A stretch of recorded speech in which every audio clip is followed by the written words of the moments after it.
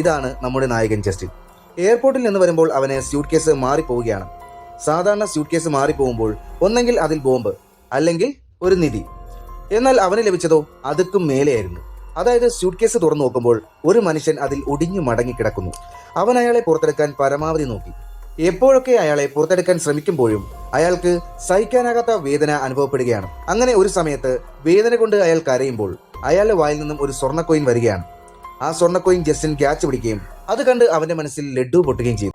അയാൾ പറഞ്ഞു, എനിക്ക് അസഹനീയമായ വേദന എപ്പോഴൊക്കെ വരുമ്പോഴും ഗോൾഡ് കോയിൻ ഇങ്ങനെ വന്നുകൊണ്ടേയിരിക്കും എന്ന് കരുതി നീ എന്നെ വേദനിപ്പിക്കരുത്.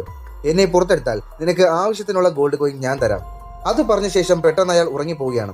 ജസ്റ്റിനും നല്ല ക്ഷീണമുണ്ട്, അതുകൊണ്ട് അവനും ഉറങ്ങുന്നു. ഉറക്കമുണരുമ്പോൾ ജസ്റ്റിൻ ഒരു സ്യൂട്ട് കേസിനുള്ളിൽ ഒടിഞ്ഞു മടങ്ങി കിടക്കുന്നു. കൂടാതെ 3 പേർ വന്ന് അവന് നേരെ വെടിയുതിർക്കുകയാണ്. പെട്ടെന്ന് അവൻ ഞെട്ടി ഉണരുന്നു. അത് ഒരു സ്വപ്നമായിരുന്നു. തന്റെ ഇടതുവശത്തുള്ള കോയിൻ എടുത്തുകൊണ്ട് അത് വിൽക്കാൻ വേണ്ടി അവനൊരു ഷോപ്പിൽ ചെല്ലുന്നു.